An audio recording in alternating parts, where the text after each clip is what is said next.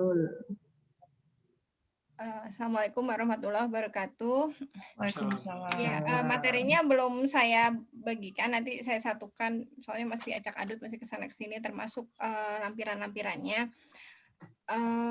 Saya mencermati yang kemarin sebetulnya yang, apa, itu ya, yang undang-undang itu, ternyata memang sebetulnya, sudah, tua banget itu yang saya share ya, yang tahun 97, ternyata dia ada yang tahun 2009. Apa kitanya yang nggak ngeh, apa kurang sosialisasi atau gimana. Lalu ada perubahan 2020 itu ada Cipta Kerja ya, jadi semua undang-undang jadi satu undang-undang besar gitu ya.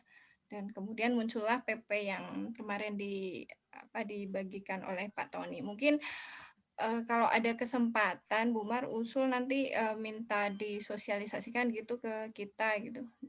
Karena kan ini baru banget ya, yang PP-nya tuh tertanggalnya Februari 2021, jadi mungkin memang belum ada penyebar luasan apalagi kondisi, Dari LH ya itu jadinya. KLHK ya Bu, ya. Ya, Nanti kita FGD-kan aja mereka sosialisasi itu ya. iya iya, kalau dilihat sih baru-baru banget, Bu. Jadi saya juga bingung cara ngebacanya, karena kan PP ini sumbernya dari undang-undang, ya undang-undangnya kan Cipta Kerja. Nah, itu runutan ini kan baru kan Cipta Kerja ini, Mhm. apa sih namanya, berbeda dengan undang-undang yang sebelumnya, yang masing-masing ini kan disatukan nih, sampai yang PP-nya aja, lampiran-lampiran modelnya. Jadi bagaimana kita bisa fokus ke kualitas udara, jadi harus milih-milih gitu. Kalau sebelumnya kan semua jadi satu. Kalau sekarang harus milih-milih bagian mana yang harus kita baca gitu. Itu sih yang Cipta Kerja itu sini apa sih? semuanya Bu, jadi semua undang-undang itu disatuin gitu. Kayak Jadi Quran. iya, makanya kita jadi kerepotan, makanya kemarin kan yang sebelumnya, jadi lampiran PP, jadi ini lampiran PP-nya tuh ada banyak, ada 7, ada 8, ada 10 gitu, masing-masing berbeda. Nah, ini yang kesulitan di kita tracing-nya itu, bagaimana cara kita misalnya kita mau topik kualitas udara kan nggak muncul undang-undang yang terkait kan enggak, di kita kan belum ada kan yang Mhm. seperti itu gitu. Nah, mungkin itu yang, barangkali kalau, kita gitu ya ada yang sudah tahu atau sudah menemukan gitu bisa berbagi gitu kemarin. Ini yang kemarin. Kemudian untuk hari ini, jadi, setelah, kemarin fokus pada, apa namanya, regulasi ya, jadi, tadi, ada regulasi yang terbaru tadi, mungkin kita bisa mintakan gitu, sosialisasinya khusus mungkin buat kita gitu, agar kita juga, penelitiannya, apa namanya, penelitiannya juga, rujukannya tepat ya. Jadi tidak seperti saya tadi kemarin kan saya kira masih yang lama-lama, saya kira masih nggak ada perubahan, ternyata, banyak perubahan gitu. Nah, untuk, hari ini, fokusnya adalah dari hari pertama yang kita diperlihatkan gitu ya, ada di luar sana mengerjakan aplikasi-aplikasi, kemudian ada, regulasi, mitra, kita coba, cari gitu, apa sih, bagian mana kita bisa, berkontribusi, potensi kontribusi kita.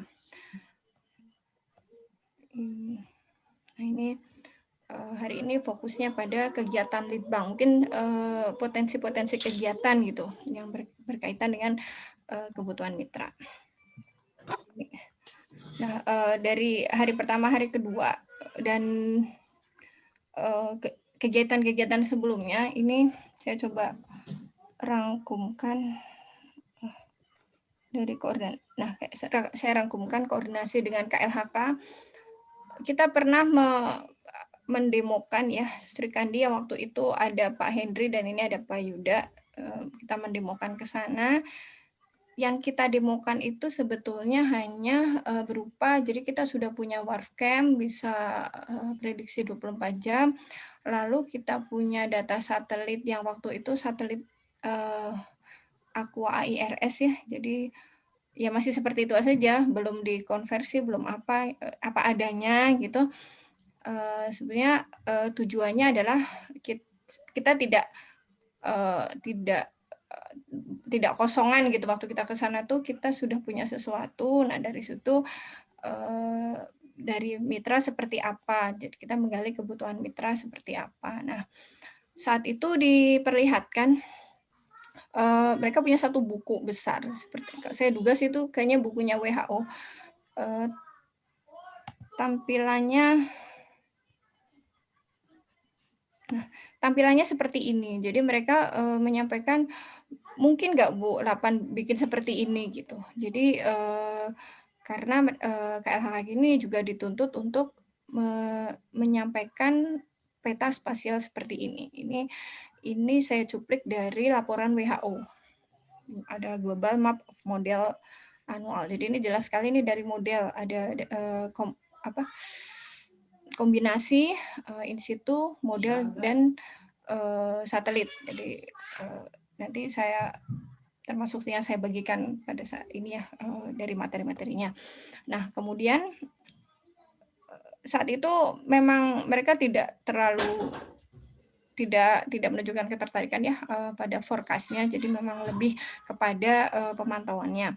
Nah, selain itu juga kalau kita lihat ya keperluan KLHK sendiri dalam me melengkapi ya data-data, AQMS yang sebetulnya saat ini sudah jauh lebih banyak. Kalau sebelumnya fokus di sebelah, barat, sekarang sebelah timur sudah, adalah, beberapa gitu.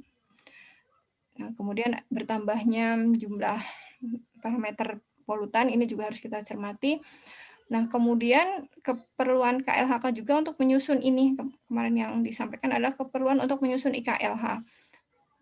Dari salah satunya adalah, indeks pencemaran udara dari, IPU. Nah, lalu dapat disimpulkan kebutuhan utamanya adalah peta spasial konsentrasi polutan ambien. Jadi peta spasial konsentrasi polutan permukaan, pemantauan yang tervalidasi. Jadi, yang terukur akurasi dan presisinya, skala kabupaten atau kota, skala kabupaten dan kota seluruh Indonesia setiap 3 bulan, 6 bulan, dan 12 bulan. Jadi rata-rata 3 bulan, 6 bulan, dan 12 bulan. Hanya kembali yang menjadi perhatian seperti yang kemarin disampaikan Pak Saiful, kalau 24 jam itu kita butuh data 75%, bagaimana kalau kita tahunan gitu. Kalau dilihat dari yang aturan pasif itu, dari aturan untuk penyusunan IKLH membutuhkan 65% data selama 1 tahun. Jadi itu juga harus, dicermati juga untuk kebutuhan itu. Jadi tidak bisa hanya, sesaat atau jam-jam tertentu atau, waktu-waktu tertentu, hari, musim tertentu itu tidak bisa seperti itu. Kemudian ini, yang pertama dari KLHK khususnya Direktorat, ini ya PPU. Kemudian, calon mitra yang kedua ini sebetulnya mungkin lebih tepatnya Bappenas ya, karena Bappenas-lah yang menyusun, SDGs, tujuan pembangunan berkelanjutan. Namun perpanjangan tangannya itu BIG. Jadi apa-apa yang, eee, jadi pelaksananya itu BIG. Mereka yang mengumpulkan datanya, kalau misalkan, dari mitra-mitra, kemudian instansi belum ada yang menyediakan sama sekali, mereka yang membuat gitu. Jadi mereka berkewajiban membuat petanya, seperti itu. Nah, kalau kita lihat dari SDG 1 sampai 17 ini di Indonesia tuh masih, sangat minim ya, masih luar biasa gap-nya gitu. Ini, khusus untuk yang lingkungan SDG 11 itu baru 11,1 dan 11,7. Sementara berarti, 2, 3, 4, 5 nggak ada, kemudian 2 sampai 6 nggak ada. Khusus untuk kualitas udara ada di 11,6. Nah, ini nggak ada gitu. Jadi gap-nya sangat-sangat besar. Kemudian ini ya terutama kemarin yang disampaikan jadi 11,6,2. B kalau A itu PM10, kalau B, IQ. Jadi yang dibutuhkan adalah peta indeks kualitas udara nasional tahunan. Waktu pertemuan yang terdahulu memang mereka sampai menginginkan skala, desa ya, tapi bagi mereka setelah saya mengikuti FGD-nya, yang terpenting adalah, kajian ilmiahnya. Jadi, data yang disampaikan, peta yang disampaikan itu, tertelusur dan memang ilmiah gitu. Jadi walaupun dengan metodenya jelas, kemudian asumsinya jelas dan seterusnya. Jadi tidak perlu tidak perlu dulu sampai ke level yang paling tinggi. Bisa dalam skala, seperti tadi kabupaten atau kota dulu.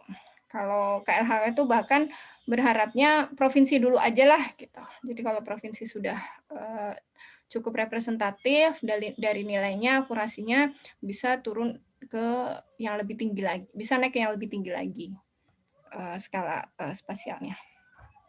Nah, lalu mitra yang ketiga ini berbeda dengan KLHK yang memang fokus pada pelaporan gitu ya tahunan. Kalau DLH itu lebih fokus pada ini apa namanya perakiraan. Ya, bentar ya, bentar. Boneka dulu. Ambil boneka. Nah, jadi perakiraan, lebih kepada perakiraan. Di sini kalau kita lihat di DLH DKI sendiri, ini provinsi paling banyak memiliki alat ukur AQMS. Di sini ada 5, kalau nggak salah ada penambahan lagi kalau nggak salah ini 5, terus 1 mobile, terus ada lagi tahun ini tuh penambahan 1 mobile dan 1 AQMS lagi. Belum lagi ini ketambahan PM2,5 yang dari Kedutaan Besar Amerika ada di 2 lokasi, Jakarta Pusat dan Selatan. Jadi cukup banyak untuk di daerah Jakarta sendiri. Nah, yang jadi perhatian di DLH ini memang sulit ya kalau di Jakarta itu di baik dan sedang saja. Jadi pasti ada masa-masa walaupun ini 2021 dari Januari sampai Juni itu bisa dikatakan banyak social distancing dan seterusnya, tetap aja ada angka-angka tidak sehat di sini. Nah, kemudian yang dicermati berikutnya dari mereka gitu, sempat diobrolkan ke saya juga, ini ada yang menarik ini, ozon permukaan di DKI 2 itu di Kelapa Gading,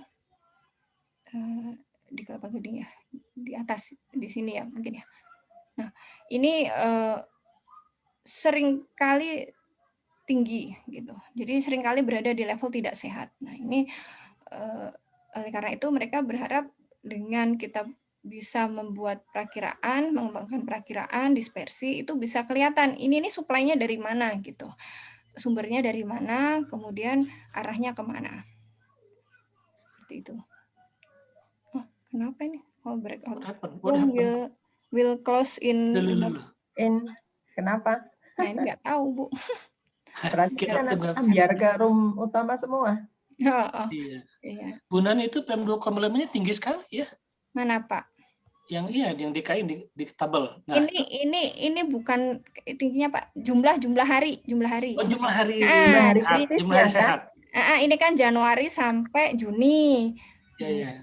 Januari sampai Juni ya. Jadi memang nggak sehat ya banyak. Ya, jadi ISPU-nya yang kritis itu untuk PM10 ada 3 hari. Ya, jadi PM10-nya ngalahin PM2,5 kayak gitu, Pak, bacanya. Nah, ada 3 hari di mana PM10 itu mengalahkan PM2,5. Kan dominan memang PM2,5 kan. Nah, ini ada masanya ozon permukaan itu mengalahkan PM2,5 gitu.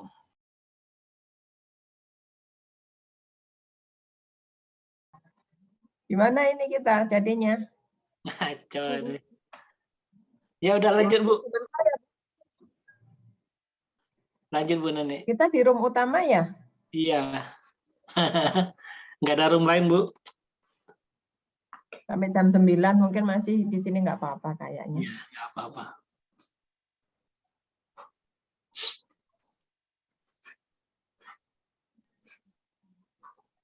Mana, Bu? Mute Bu Nani, mute. Oh, iya, lupa.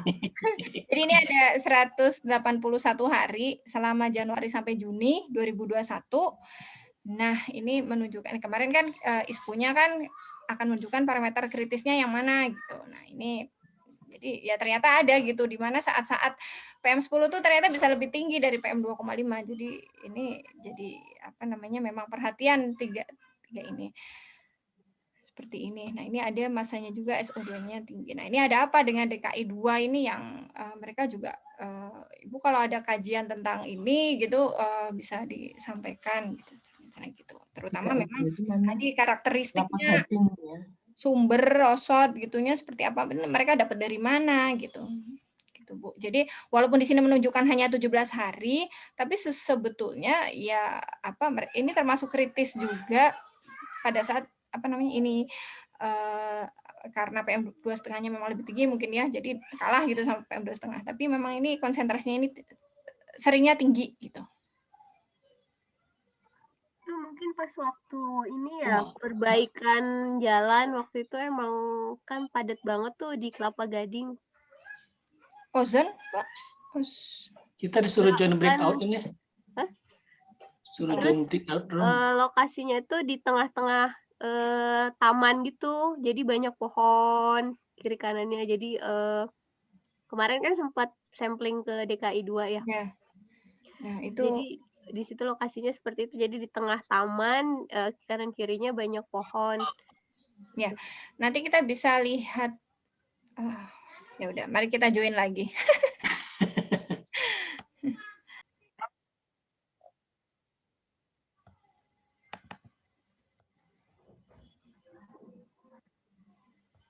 Sudah semua ya, Bapak Ibu?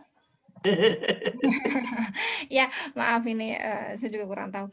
Jadi ya nanti bisa kita lihat nanti barangkali kan Pak Yuda sudah bisa running WarfCamp ya. Nanti mungkin kita bisa khususkan gitu kalau memang akan ada penelitian khusus tentang ini, kita bisa fokuskan di situ. Gitu. Apakah betul bagaimana gitu karakteristik ozon permukaan maupun ini ya SO2 di sekitar situ.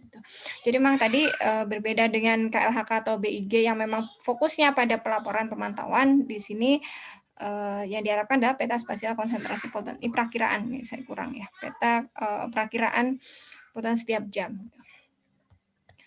Lalu, nah, jadi kalau disimpulkan seperti ini Bapak Ibu, yang di tiga calon mitra tadi memang fokusnya pada pemantauan dan perakiraan kualitas udara dengan 7 parameter ini, dengan parameter kritis yang tadi PM2,5 karena ini memang lagi sangat booming gitu ya kaitan dengan epidemiologi. Kemudian NO2 dan SO2 ini kaitannya dengan IKLH karena menjadi parameter utama. Kemudian PM10 karena memang tadi kenyataannya PM10 itu sering ISPU-nya tuh melebihi dari ISPU PM2,5 dan ozon permukaan gitu.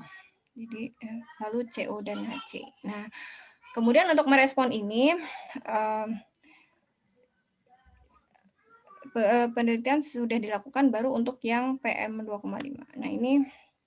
Nah, ini kita lihat bagaimana untuk bisa kita mendapatkan IQ tadi. Ini saya kutip dari referensi ya.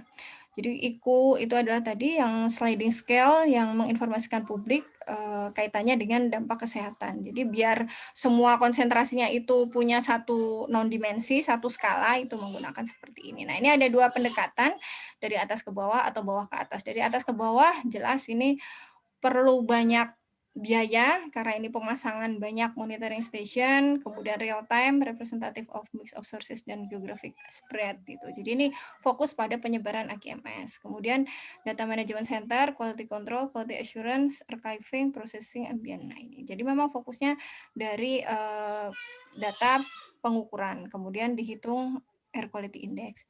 Yang di sebelah kanan ini fokusnya pada modeler, pada modeling gitu. Jadi mulai dari inventarisasi emisi, kemudian digridkan, lalu di sini dimodelkan, kemudian dapat konsentrasinya, lalu dikonversi menjadi IQ. Seperti itu. Jadi terdapat dua cara ini. Yang sebelah yang top down dianggap ekspensif gitu. Namun memang langsung bisa dibaca. Nah, sementara yang bottom up itu sebetulnya lebih cocok, tapi ini jika ya inventorinya itu bagus, sementara ya balik lagi masalah inventarisasi emisi ketika saya beberapa kali rapat dengan DLH-DKI aja itu sudah alot gitu, minta data untuk sesama SKPD aja luar biasa. Jadi misalkan kayak DLH-DKI cuma minta data ke Disperindaknya, dinasnya, minta ke Dishubnya, minta ke ini tuh, aduh itu udah beribetnya nggak dibilang. Ada aja tidak kesulitan gitu untuk mengumpulkan ini. Jadi malah mereka minta kita, ada nggak sih Bu teknik yang lain gitu untuk bisa mendapatkan emisi ini tanpa perlu minta data dari teman-teman mereka di SKPD ini gitu. Jadi ya seperti itu, kondisi di lapangannya seperti itu.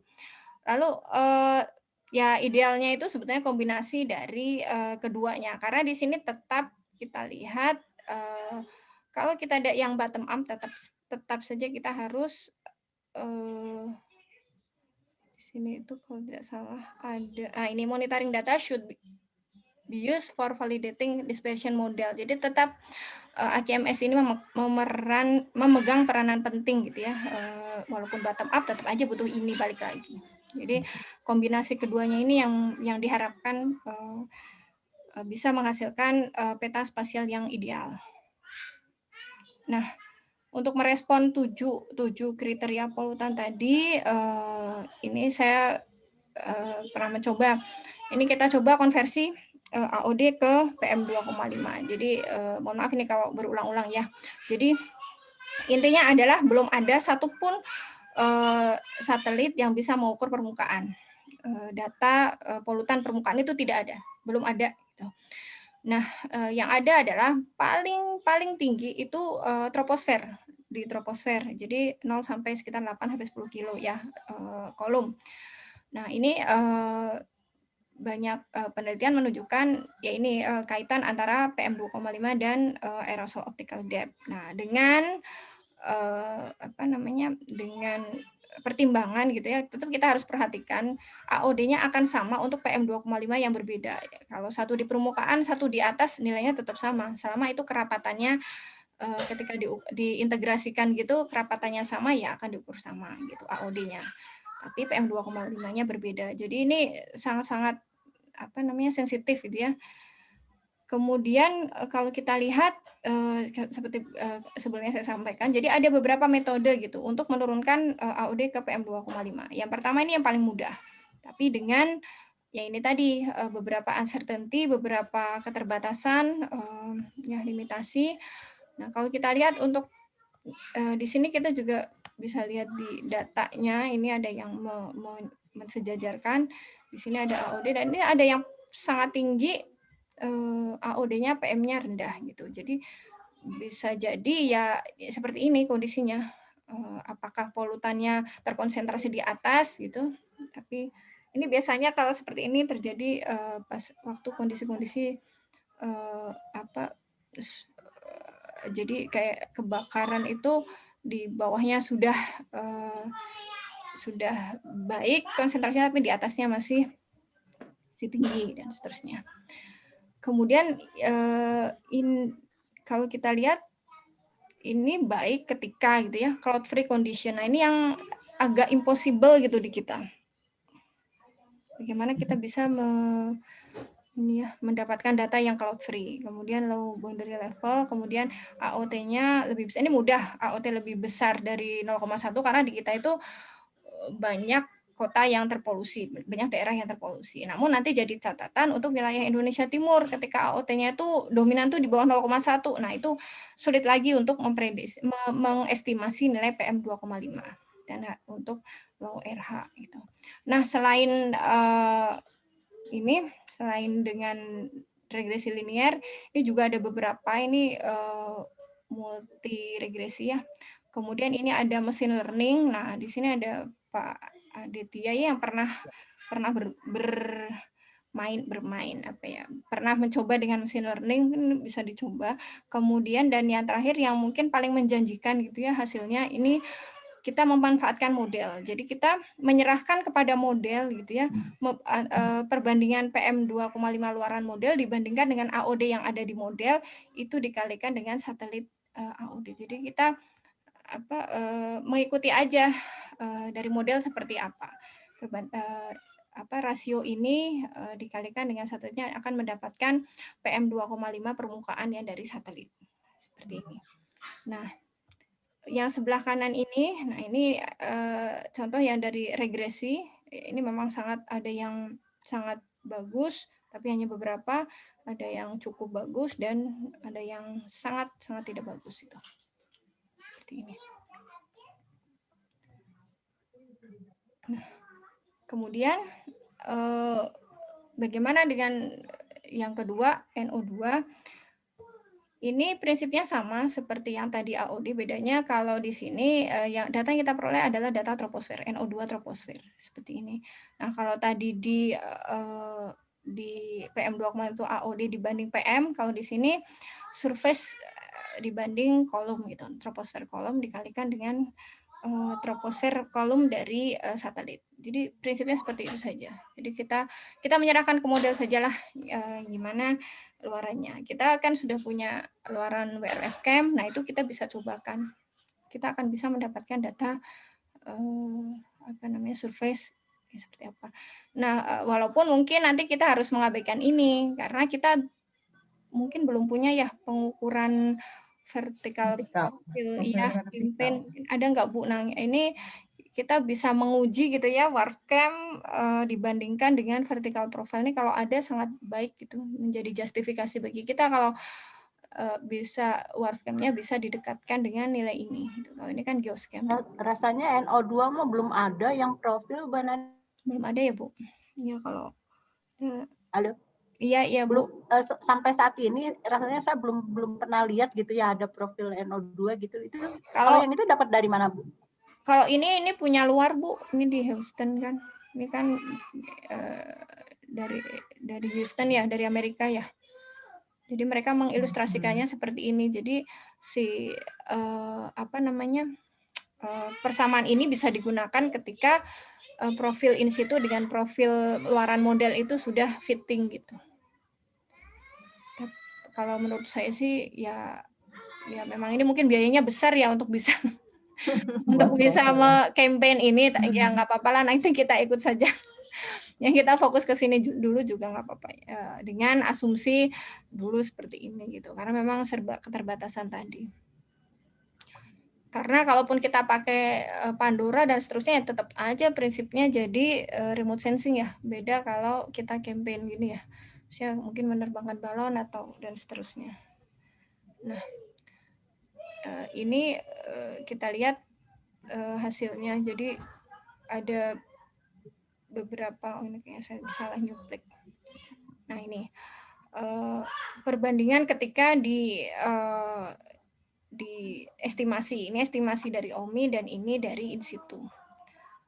Kalau kita lihat di sebelah sini dan beberapa literatur lain, saya melihat memang apapun yang diestimasikan dari satelit biasanya underestimate gitu.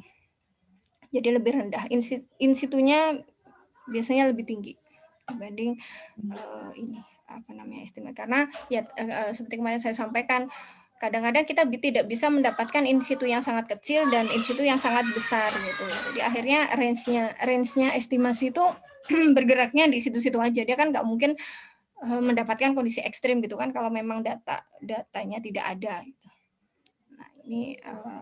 Nah ini juga mungkin sebagai perhatian juga dari kita, karena kita nanti akan bermain dengan Pandora. Nah, kita juga mungkin harus ada ya litbang berkaitan dengan penurunan data surface NO2 dari Pandora.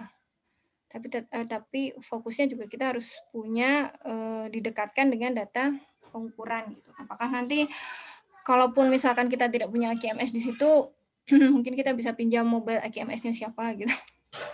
Jadi bisa pinjam DKI atau pinjam lah gitu. Karena kan ini potensial ya, Pandora ini kan lebih murah dibanding ya, jadi mungkin bisa lah, walaupun memang ya kembali lagi estimasi ya. Seperti itu. Nah ini sejauh ini yang dikerjakan baru itu, 2 itu, dan itu juga sangat belum tidak menjanjikan apapun gitu ya. Nah ini saya akan membagi ini. Nah, bagaimana mengkonversi AOD ke PM2,5? Ini banyak literaturnya, sudah disampaikan juga langkah-langkahnya. Ini yang pernah saya pelajari. Jadi ada linear regresi di sini. Nah, yang dibutuhkan datanya tentu ada PM2,5 dari satelit, dari AQMS, dari satelit. Kemudian kalau kita pakai yang multivariable tadi, kita butuh data meteo. Kalau tidak, ya tadi PM2,5 cukup terhadap AOD saja. Nah, ini hasilnya ya ada yang ini yang sangat baik cuma 1 gitu ya. Yang lainnya ini juga harus kita perhatikan. Lalu untuk data AOD sebetulnya sudah sangat banyak ya, jadi bisa diunduh. Kemudian untuk data PM2,5 ya mau nggak mau kita harus minta data dari DLH. Tapi kalau untuk PM2,5 kita bisa unduh gratis yang punya Kedutaan Amerika. Biasanya saya pakai itu. Kemudian ini sudah lengkap, ada skripnya. Bagaimana untuk menjalankan ini sudah ada semua. Nah, ini yang penting juga. Jadi tidak semua data AGMS kita gunakan. Jadi yang hanya ketika satelitnya lewat saja. Jadi misalkan seperti Moody's ini lewatnya sekitar jam 10.30.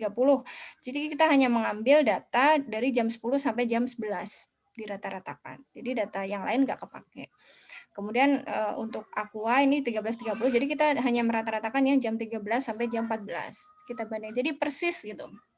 Jadi data sesaat harus dibandingkan dengan sesaat juga. Jangan dibandingkan dengan rata-rata 1 hari. Seperti itu. Nah, ini kita bisa coba mencari dengan pixel terdekatnya atau kita gridnya kita perbesar lagi gitu. Jadi ini hanya teknik saja. Tapi yang pernah saya lakukan itu PM2,5 dan AOD itu biasanya korelasi tertinggi itu memang kalau pixelnya memang dia sangat dekat, yang paling dekat gitu. Jadi saat cakupan ini satelitnya segini, ya nilai di sini yang paling dekat. Kalau kita sudah merata-ratakan sampai segini, ini kan berarti ada sekian banyak kotak ya. Terus kita rata-ratakan, kita bandingkan dengan yang di tengah sini, nanti biasnya jauh lebih besar gitu. Nah, ini mudah sih, kalau ada datanya mudah sebetulnya. Dan seperti ini ya. Jadi tidak ada ini yang untuk multiple. Jadi multiple memerlukan tadi parameter meteorologi dan seterusnya. Nah ini its accuracy depend on training data, space and time dan seterusnya. Jadi work best when boundary layer is well mixed, no significant aerosol allowed in small particle dominated region. Ya tadi karena jangan kalau aerosolnya kalau partikelnya dominan ada di atas, nanti nilai AOD-nya sama. Nah, lalu ini yang dikembangkan. Bu Nani, punten Bu. Ya, silakan Bu. Nanya boleh ini enggak? Apa tuh Bu? Itu tadi maksudnya itu siang hari gitu atau gimana? Ini tadi work best when the boundary layer is well mixed.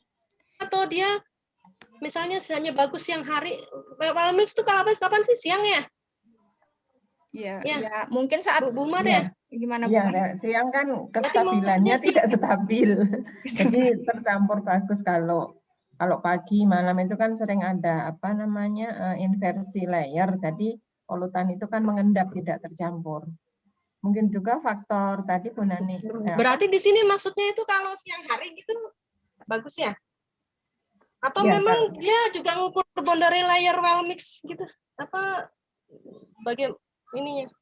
Gimana itu Bu Nani maksudnya itu?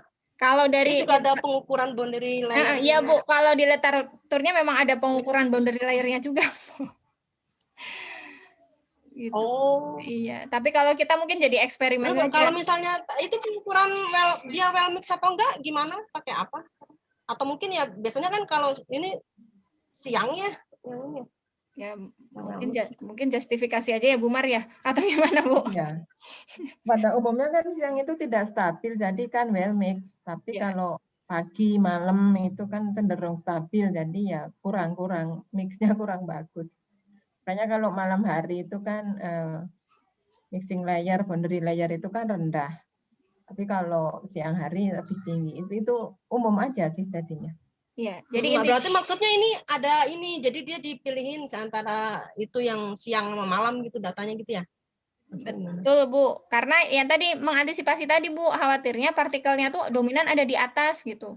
Sementara kan nilai AOD-nya kan tetap tinggi kan kalau mau partikelnya di atas. Mau di atas mau di bawah. Iya, jadi untuk mengantisipasi kondisi yang tadi Jadi kalau bisa sih memang nyampur gitu kondisinya memang dia konsisten di bawah gitu. Jadi Terus ada lagi ini yang no significant aerosol loss, maksudnya nggak ada yang naik ke atas aerosol, maksudnya betul, nggak ya. ada transport vertikal ya?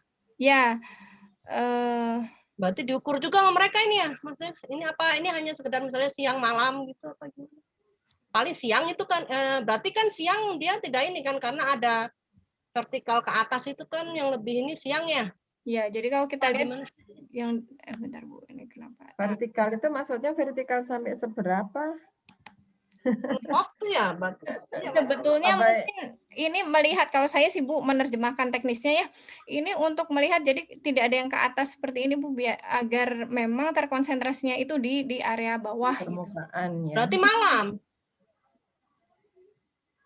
Nah itu. Nah satu siang satu malam. Ini well, kalau boundary mix. Ini nyebut harinya Bu siang. Tapi terus ininya malam. Ini nyebutnya seperti ini Bu, low boundary level heat. Jadi saat boundary levelnya tinggi. Low boundary. Iya, saat rendah gitu. Gimana? Rendah. Ya, mungkin nanti bisa dikolokiumkan Bu. Saya juga tidak paham. Terus itu tadi yang Bu Nani yang korelasi tadi itu Bu Nani itu ya. Coba yang tadi Bu Nani itu ada yang bagus banget, ada yang enggak. Bentar, Bu. Itu kenapa begitu ya? Ya begitu tadi Bu. Yang gambar tadi itu yang tabel yang sebelum tadi itu. Iya Bu. Itu penyebabnya apa ya Bu Nani? Kalau biasanya sih kalau mereka sebut ya itu tadi Bu, syaratnya kalau pas ini ya ya di atas ini ya. Biasanya sih salah satunya misalkan ya tadi makanya ada syarat cloud free tadi loh Bu. Jadi begitu ada awan walaupun terdeteksi AOD-nya sekian itu biasanya nggak valid gitu. Kalau kayak gini nih untuk membuat korelasi ini minimal harus berapa itu? Berapa titik, berapa data? Nggak disebut sih Bu. Jadi selama ya nggak disebut. Jadi misalkan seperti ini kan mana tadi? Kok jauh banget? Bentar. Karena kan kalau statistik kan ada syarat seperti ini Bu.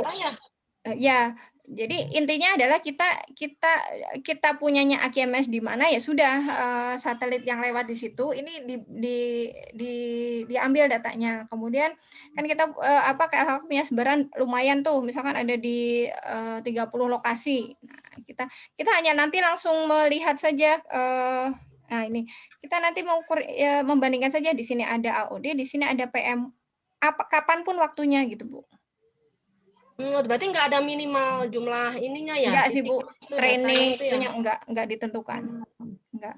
Saya pernah mencoba sih nambah data training, kadang jadi makin jelek gitu. Ya karena pasti banyak asumsi tadi Bu, banyak berubah. Banyak asumsi, banyak tadi kondisi-kondisi seperti tadi yang cloud free dan seterusnya tadi, apakah well mix dan seterusnya itu Bu. Berarti yang utamanya itu sebenarnya yang harus diseleksi dulu yang tadi yang syarat yang harus cloud free terus itu ya utamanya baru nanti dikorelasi ya. Data dikirim dulu yang tadi itu ya syaratan yang supaya lebih mestinya ada filter dulu Bu pasalnya. Iya. Ada cloud free. Kalau untuk cloud free itu ya bisa difilter dengan data lidar nanti. Jadi kita cek dari data profil lidarnya, kalau tidak ada uap airnya berarti cloud free gitu. Nah, ya bisa. Jadi, tapi sekarang lidarnya sedang mati ya, jadi belum bisa dibantu. Kalau data-data sebelumnya saya punya banyak Bu, nanti bisa dicocokkan tanggal dan jamnya nanti. Nah ini ya nanti bisa jadi ini Bu, maksudnya peluang riset bersamanya nanti seperti apa? Karena kan ini pekerjaannya nggak bisa. Kalau kemarin saya main hajar aja. Jadi adanya PM-nya segini, AOD-nya segini, mau AOD-nya ada cloud apa enggak ya biarin gitu. Karena fokusnya pada ya masih untung ada AQMS-nya gitu waktu itu saya mikirnya gitu. Jadi nggak sampai karena kayak di Riau aja tuh AQMS tuh bisa bagus kadang cuma saat kebakaran aja. Kalau kebakarannya udah selesai nggak ada lagi. Bisa lagi dia. Nah, iya Pak, saya juga betul. Mungkin nggak dioperasikan kalau nggak kebakaran. Betul Bu, bisa jadi seperti itu. Akhirnya kita tidak bisa mendapatkan data terendahnya gitu Bu. Kalau definisi cloud free itu Pak Ipul itu berapa ininya? Maksudnya kan tidak akan mungkin benar-benar zero itu kan ya namanya di Indonesia ya. Awan tuh pasti selalu ada ya. Kalau cloud free itu berapa? Ada nilai ini nggak? Nilai minimal berapa persen gitu yang disebut cloud free? Saya belum sampai sejauh itu, Bu. Tapi kalau misalkan mau di-compile dengan data radiasi matahari juga bisa. Bisa. Jadi kalau dalam kondisi cloud free itu, grafiknya itu smooth nanti, Bu. Nah, kalau dia terjadi geriginya, berarti itu ada sesuatu yang... Smooth. Grafik apa, Pak? Grafik antara apa, Pak? Radiasi matahari. Intensitas. Dibandingkan dengan? Iya, terhadap waktu. Jadi terhadap kalau, waktu. Ya, jadi kalau dia terhadap waktu. Kalau katakanlah cloud free itu mulus sekali, Bu. Tapi pernah ada ya, Pak? Bisa kita cari, Bu. Pernah ada dan beberapa kali ada gitu. Ada. Nah, itu bisa. Nanti ini kan jadi PR untuk memilih waktunya dulu nih. Nah, mudah-mudahan pas waktu itu ada itu audionya juga ada dan data GMS-nya ada. Iya. Jadi, saya rasa tidak menutup kemungkinan. Ya, boleh. Yang dimaksud cloud free itu cloud free benar-benar tidak ada cloud, atau yang tidak ada cloud yang menghalangi antara surface terhadap satelit atau surface terhadap matahari. Itu mungkin perlu kita perjelas ya. Kalau benar-benar cloud free tidak ada tutupan awan, awan yang ada 1/8 itu Indonesia nggak akan ada. Tapi kalau cloud free yang tidak menutupi secara vertikal, mungkin dengan data LIDAR ya Pak Ipul ya, itu bisa ya. Tapi kalau cloud free yang tidak menghalangi radiasi matahari, bisa kita lihat dengan intensitas radiasi matahari. Kalau cloud free yang tidak menghalangi satelit, ya mungkin kita harus tahu sudut satelit ke permukaan. Mungkin perlu definisi dulu ya, definisi cloud free. Iya, bisa, betul. Perlu ini Bu, ini saya cuman ngambil dari ini kesimpulannya dari sini, Bu. Nanti bisa dibongkar. Bisa dikolokiumkan ini kan ada nih. Udah siap tuh kolokium tuh cloud free. Mendengarkan maksudnya. Iya. Ya, tapi memang kalau secara definisi meteorologi cloud free itu ya 0/8 harusnya. 1/8 dan 0/8 ya. Susah itu. 0/8 Pak Ipul? Iya, 0/8. Maksudnya apa Pak? 0/8 maksudnya? Oke, izin sebentar Bu Nani. Jadi di dalam ilmu meteorologi langit itu dibagi menjadi 8 kuadran, Bu. Jadi ada 8 bagian.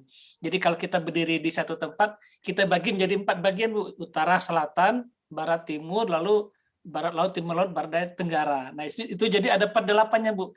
Kalau 0/8 berarti tidak ada satupun di dalam 8 kuadran tadi ada awan. Kalau ada satu awan di salah satu kuadran berarti 1/8 penutupannya, Bu.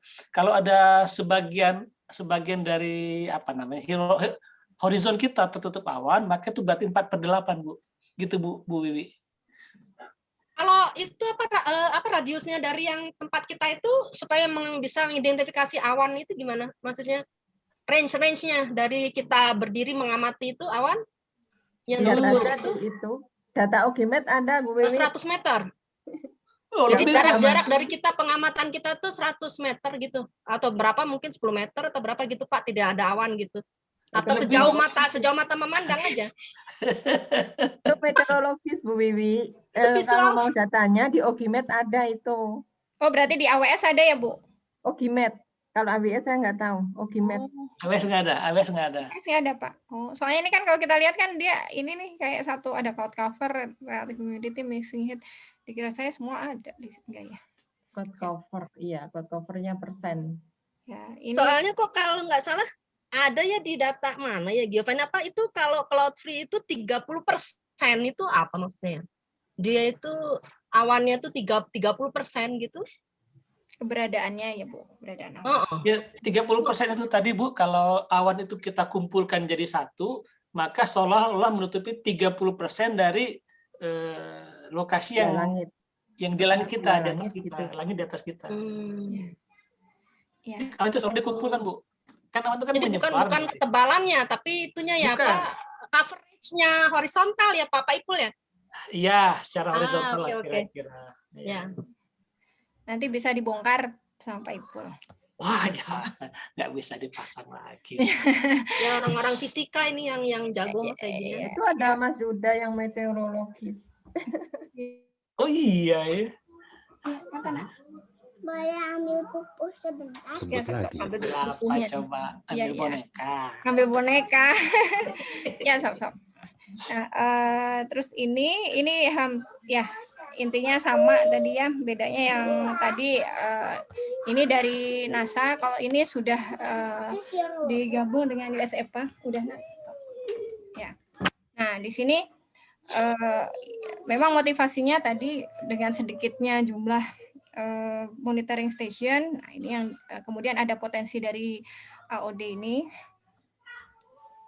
Lalu ini mirip sih sebetulnya, tidak ada perbedaan.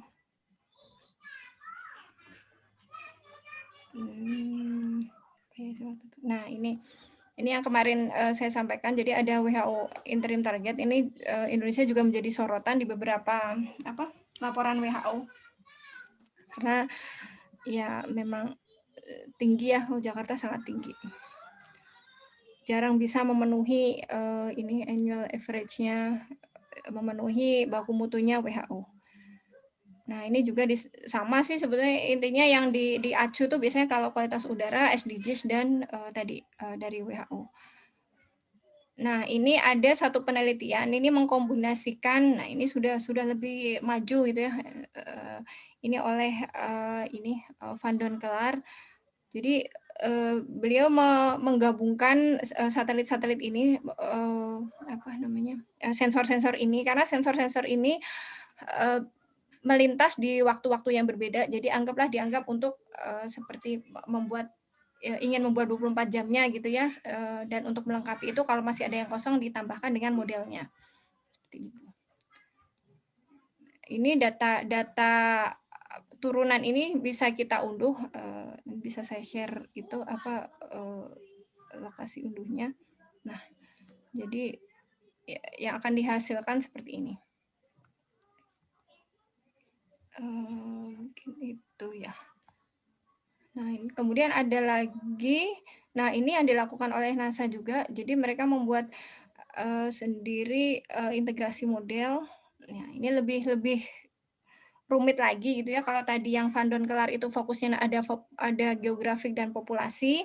Jadi estimasi PM2,5 tidak hanya menurunkan dari AOD ke PM2,5, tapi juga memperhatikan geografik dan juga populasi di lokasi tersebut. Nah, di sini karena ini tujuannya untuk melihat country level, jadi tidak per pixel gitu ya, karena nanti PM2,5 ini asesmennya itu tetap melibatkan administratif. Jadi seperti tadi kota, kabupaten gitu. Jadi nanti di merge-kan gitu. Jadi tidak seperti kita melihat satelit yang nggak apa-apa per ini saja per grade itu, tidak bisa seperti itu. Jadi karena itu ada pembobotan untuk populasi, kemudian untuk topografi dan seterusnya.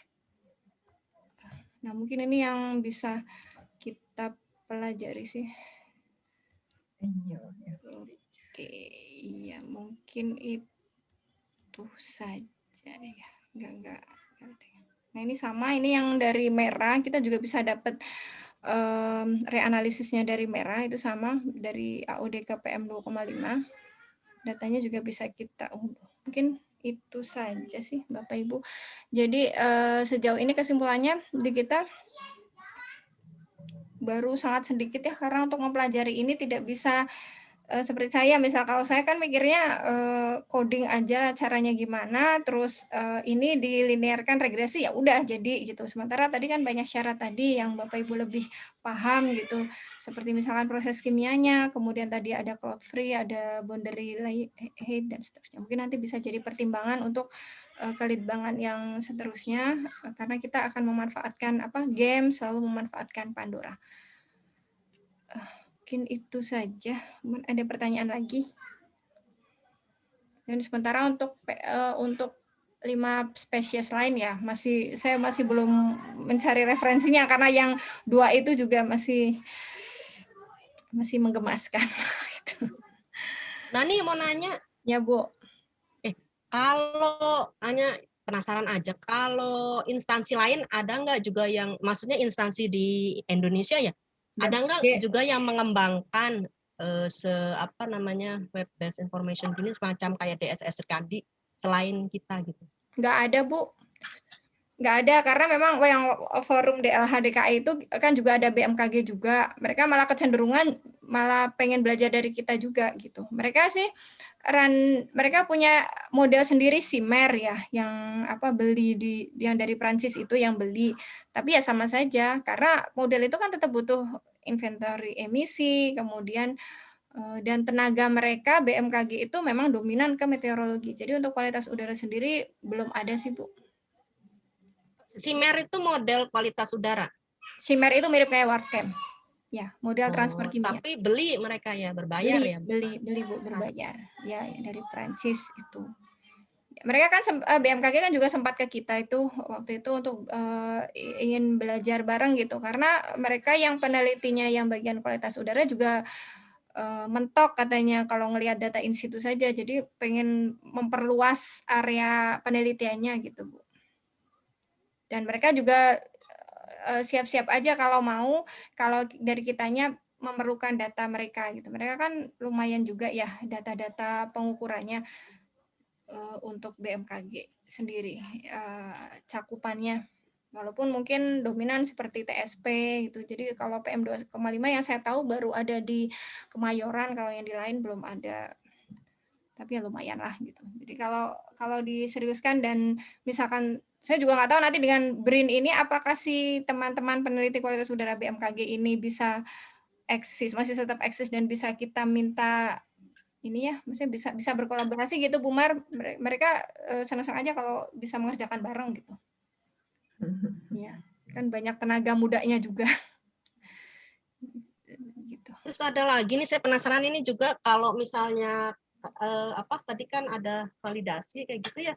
Ya, Bu. Itu sebenarnya nanti misalnya gini, ada data satelit, ya. Terus divalidasi ya, terus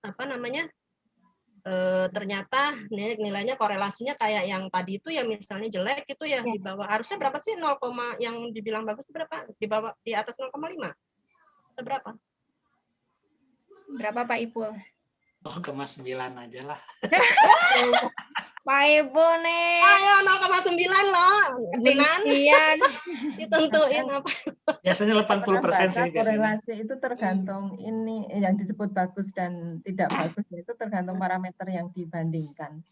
Kalau parameter yang dibandingkan itu sangat urgen, misalnya untuk kesehatan itu ya harus yang bagus ya harus tinggi gitu. Mungkin kalau satelit korelasinya agak rendah juga bisa dikatakan bagus, bisa aja gitu ya.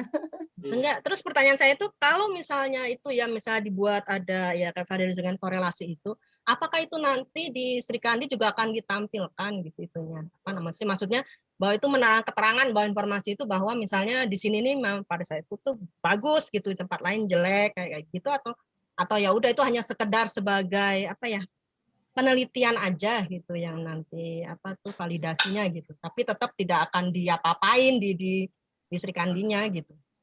Sebenarnya harapannya produknya itu Bu sudah terukur akurasi dan presisinya gitu Bu. Jadi tidak jadi yang ditampilkan itu memang yang sudah terukur. Jadi ketika ada yang bertanya atau apa, kita bisa mempertanggungjawabkan nilai itu. Biasanya kan begitu Bu, yang ditanyakan. Seperti saya beberapa kali presentasi ke KLHK maupun DLH tuh kok nilainya jauh sih Bu dari ini. Nah, kita bisa menunjukkan ya akurasi dan presisinya memang baru segini gitu. Bisa sih gitu sih Bu. Jadi tidak fokus nanti di Sri Kandi akan menampilkan saat ini bagus validasinya, nanti enggak, karena data-data ini nanti terus dikembangkan gitu Bu. Jadi misalkan sekarang kita sudah mengestimasi PM2,5 dari AOD gitu ya. Tapi ini akan berkembang saat ada penambahan AQMS baru. Ya model estimasinya tadi kita perbaiki lagi gitu Bu. Jadi tidak sudah sekali ini untuk ditampilkan seterusnya tidak gitu. Jadi ketika ada penambahan data di lokasi lain, penambahan data baru ya untuk memperbaiki model-model ini terus. Gitu. Dinamis maksudnya. Gitu ya, Bu. Makasih Bu Nani. Ya, sami-sami Bu. Ada lagi Bapak Ibu? Aku tanya, berarti yang kalau PM2,5 berarti yang bisa dibandingin sama satelit hanya dari data AQMS ya? Kalau kayak pengukuran dengan mini-vol gitu atau penimbangan filter gitu nggak bisa ya? Ya paling nanti balik lagi.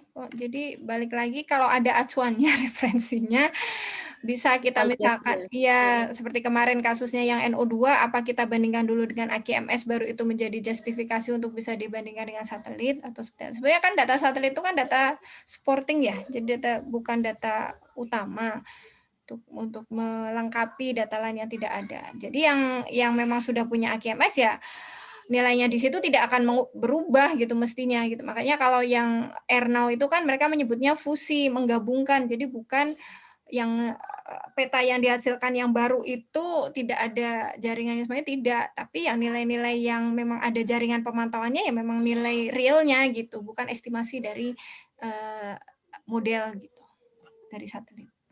Soalnya kan Bu Muhayatun tuh Bu Mar punya data PM2,5 banyak kan Bu, di stasiunnya banyak. Di Indonesia Tapi Timur kan juga ada. satelit selama ini kan masih sesaat kan, mungkin kalau yang geostasioner saya kira bisa itu pakai mini-vol. Kalau yang geostasioner ya. Ya paling perbanyak referensi dulu aja sih, nanti sambil kita ini kan mesti ada yang bagi-bagi tuh yang memang menghayati gamesnya, nanti ada yang menghayati Pandoranya gitu.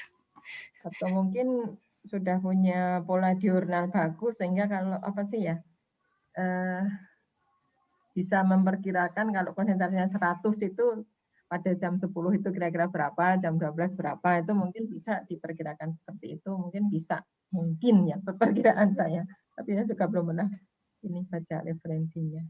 Terus pernah baca juga di referensi, jadi kalau misalnya untuk estimasi PM2,5 sama data satelit itu kita mengambil data PM2,5 permukaannya itu 30 menit pokoknya setelah si satelitnya itu melintas gitu. Iya.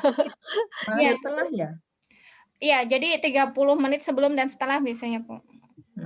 Ya, karena itu karena kan ada proses akuisisi ya. Ini pas memfoto itu kan nggak langsung datanya langsung ke kita, ada delay pemrosesan sampai ke level yang bisa kita baca. Nah itu biasanya sih. Terus nggak persis, misalkan memang sih disebut, misalkan Aqua itu lewatnya jam 13.30, tapi tidak persis. Jadi selalu berubah, bisa 13.31, 13.45. Bisa sebelumnya 12.35 seperti itu. Jadi nggak saklek misalkan jam 13.30, kalau memang lewatnya 12.30 ya yang kita ambil akhirnya data 12 sampai jam 1 gitu. Jadi bergerak aja. Nggak bisa saklek gitu. Itu teknik-tekniknya. Iya, Bu Nan, mau nanya Bu Nan. Ya, Bu. Satelit itu kan dia resolusinya kan lebih rendah ya, misalnya berapa sih itu kalau untuk yang satelit kualitas udara ya? Itu biasanya kan 0,25 ya, paling tinggi ya. Ya, kalau grid, Bu. Apa ada yang lebih ini lagi? 0,25 derajat apa ada yang lebih ini lagi? Ya, nanti pas yang sesi penginderaan jauh mungkin nanti saya lebih detail ya, Bu. Jadi intinya tuh kalau sekarang yang paling menjanjikan itu dari FIRS yang menggantikan MODIS itu bisa 750 meter. Tapi itu di nadir ya, maksudnya pas di atasnya, nanti kesananya dia bisa sampai sekian kilo gitu. Nah itu yang paling menjanjikan. Lalu untuk NO2 itu ada resolusinya ya 750 meter. Tapi nanti memang ya kita masih harus berkeringat lagi karena 750 meter itu kan SWOT ya, masih sapuan-sapuan. Kita harus lebih detail lagi mengkotak-kotakan itu. Nah, kalau yang kedua yang NO2 itu yang menjanjikan itu sekarang Tropomi, itu gantinya OMI, itu bisa 3,5 km kali 3,5 km. Itu yang dua itu yang sekarang sangat menjadi sorotan, terutama yang Tropomi itu karena dia nanti banyak di situ produknya, ada SO2, ada ozon, ada CO. Nah, dengan mereka sedang eksperimen NO2 untuk menurunkan data-data yang lainnya. Itu yang kemudian yang kajian COVID ini juga sebagian besar itu orang melihatnya yang Tropomi NO2 ini karena memang skalanya sudah yang tertinggi gitu. Itu sih Bu. Nanti mungkin pas sesi data penginderaan jauh nanti saya coba perlihatkan beberapa data yang terkait itu. Oh, Nani punten. Iya Bu, mangga. Data Tropomi free di download nggak? Free Bu, free. Oh Semuanya ya, free. oke. Ya. Cuma memang kitanya kadang belum masih butuh tambahan tenaga gitu Bu untuk memprosesnya. Jadi tidak seperti Oh, masih raw data atau level berapa yang level free? 2 Bu. Jadi kita Level 2 ya? belum grade ya. Jadi belum Oh, grade. jadi masih perlu pengolahan data seperti Betul. yang di Pekayon pakai software Iya. apa gitu, mungkin gitu ya? Oh iya. Iya, Oke. jadi masih dalam bentuk sapuan, belum di-grade-kan sekian Oke. kali sekian. Ya. Jadi SWOT ya bentuknya Ya, SWOT SWOT. gitu ya. Karena Oke. kan ini termasuk baru Bu, jadi 2017 Iya, betul. ya. Ya. Ya.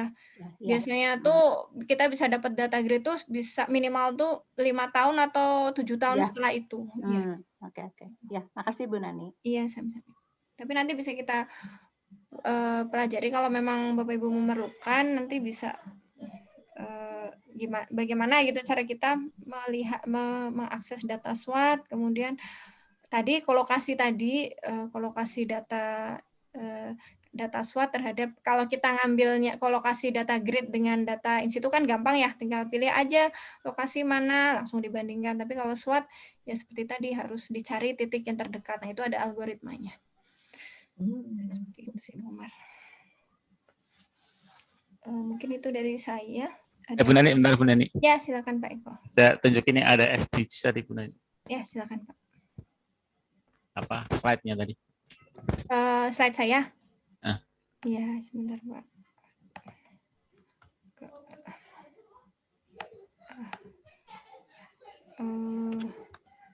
Ntarnya lagi macet ini. Yang ini. Yang mana Pak? Ada SDGs terus. Ini bawah.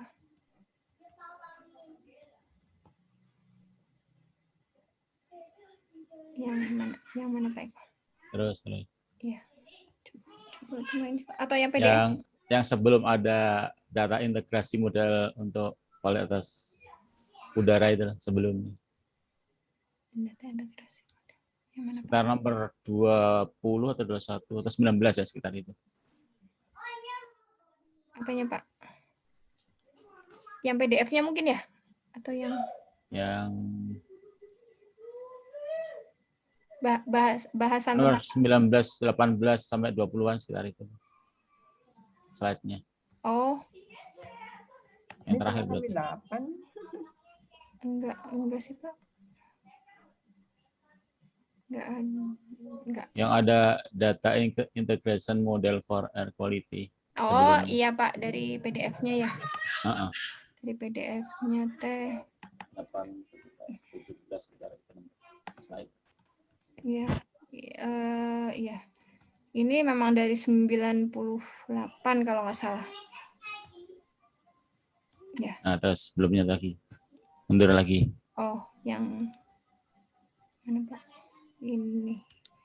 Ini bisa diakses sih di websitenya. Yang ada dari 98 kalau data-data ini mah.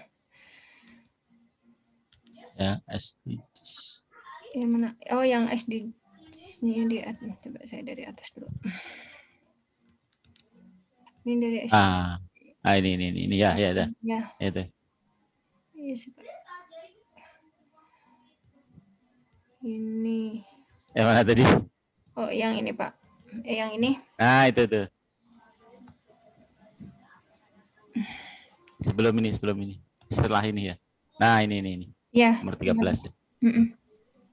Ini kalau kita lihat kan SDGs untuk kualitas udara kan SDGs kan ada berbagai pilar ya.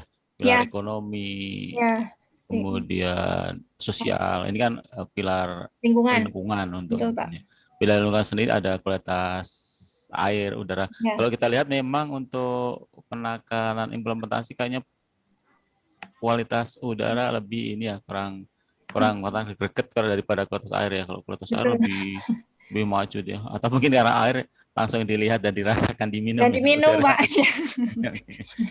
Jadi ini potensi sekali nanti kita bisa kontribusi di untuk pilar lingkungan di kualitas udara ini. Dan tampaknya di tim tim koordinator kan Bappenas ya, kemudian BIK, kemudian yang kemarin kerjasama itu yang mau kerjasama BIK ya. Itu juga masih ini ya, maju mundur, belum apa antusias untuk menangani yang pilar lingkungan di kualitas udara ini. Ya karena itu tadi Pak, kan indikatornya sangat banyak. Terus nggak bisa tuh satu instansi itu menyediakan sekian indikator gitu. Biasanya kan hanya sebagian kecil indikator segitu. Jadi mereka mencari mitranya juga harus banyak gitu untuk bisa kayak ini goal 11 ini kan banyak banget. Gitu. Mungkin Bu Mariati ke depan juga harus dikaitkan ini tetangga kita poklit perubahan iklim ya, sudah mengaitkan dengan SDGs ya. Kita mungkin ke depan juga perlu kita kaitkan juga nanti. Ya. Mumpung apa ICP 2021 juga belum final ya, nanti kita ini lagi ya. Kalau saya perhatikan memang yang perubahan iklim itu mengkaitkan dengan SDGs, cuman memang belum sampai detail gitu sih Pak, ke indikator mana gitu. Mereka mau fokus ke indikator mana sih? Biasanya general saja, misalkan yang ini good health and well-being gitu, tapi tidak langsung ditunjukkan misalkan seperti ini, langsung 11,6 sekian gitu. Kita mau kontribusi di situ nih gitu. Ya, saya perhatikan yang perubahan iklim seperti itu. Jadi kalau bisa sih memang kontribusi nyata ya, maksudnya ini nanti peta ini bisa dipakai gitu, bisa digunakan oleh Bappenas. Gitu. Iya, soalnya untuk pilar apa lingkungan ini aja banyak ini kan, untuk air bersih, sangat pemukiman, udara. Iya, sangat banyak. Sistem laut darat ya. Emang kita mungkin lebih fokus, mungkin lebih apa nanti baik untuk menjalankan. Ya mungkin Bu Nani itu. Iya Mbak. Ini terima kasih Bu Nani. Iya, sami-sami Pak. Ini seperti ini. Memang banyak sekali. Nah ini saya akan menyampaikan satu lagi, barangkali nanti kalau sudah memang tertarik, memang akan difokuskan dengan SDGs. Tadi mana ya? Nah, ada yang menarik di SDGs itu, ini kan di PBB itu dia menerjemahkan 1162 itu hanya seperti ini, annual mean level of PM 2,5 dan PM 10, tapi dituangkannya di kita di pilar lingkungan itu menjadi 2, PM 10 dan IQ gitu. Jadi ada perbedaan dari dari UN-nya sendiri sama dari pemerintah kita sendiri gitu. Katanya sih memang lebih kepada kemampuan kita dalam mengoleksi data. Karena kita waktu itu PM 2,5 itu belum banyak pengukurannya, jadi difokuskan ke IQ gitu. PM 10 dan IQ gitu. Jadi mereka menyebutnya semacam proxy, kalau di sini disebutnya proxy ya. Ya, jadi disebutnya ini sebagai proxy. Kalau ini kan dilihat kan partikulat halus PM10 dan indeks kualitas udara. Padahal yang diminta waktu di FGD itu saya juga nanya, Pak, kenapa kok malah mintanya malah lebih susah gitu. IQ kan melibatkan SO2, NO2, padahal ini yang diminta cuma PM 2,5 dan PM 10 gitu, riuh banget gitu. Ya malah bagus Bu kalau bisa kita memenuhi yang UN ini, tapi ini kan propose dari penyedia data yang seharusnya memang KLHK ya Pak. Ya mungkin KLHK kan adanya passive sampler itu yang untuk awalnya pakai itu dulu, mungkin seperti itu. Jadi akan lebih baik kalau lebih mendekati ini dari UN gitu. Jadi nanti kalau misalkan kita fokus akan mengerjakan ini ya lebih ke arah mana, kita juga bisa memberi rekomendasi juga. Karena yang pilar lingkungan ini juga beberapa kali revisi sih. Jadi kita juga bisa ikut berkontribusi di sini. Ini sudah kali revisi ya. Ini udah edisi 2, jadi udah penyempurnaan dari sebelumnya. Jadi maaf ya Bapak Ibu, saya menyampaikannya parsial, jadi kadang keingetan gitu, kadang kita pas lagi ngobrol keingetan, oh iya pas itu ngobrolin ini gitu. Ya. Mungkin itu saja untuk hari ini. Saya juga kebetulan ada rapat lagi ISO. Ada lagi Bapak Ibu? Atau saya cukupkan dulu ya? Ya. Mohon maaf nih, apa masih mau dilanjut besok pagi atau mau ditunda? Mangga aja. Atau sudah sangat ngebul atau enggak? Lanjut aja besok. Lanjut aja. Oke. Lanjut aja. Ya, siap. Nah, ini kan ini apa? Yuda. Ya, Yuda. takutnya keputus kalau nggak Udah. lanjut gitu saya mikirnya tuh. Iya. Ya, Nanti kan digabungin apa namanya jamnya Bu Nani ya. Jadi Ya. yang ini kemudian yang apa modeling. Ya. Yang WRF. Ya. Jadi ini nanti juga jadi pengantar juga sih biar tidak langsung ke WRF-nya untuk bisa tahu. Iya. Gitu. Ya. Yuda senyum-senyum aja di fotonya ini. Modulnya. Ya, terima kasih banyak.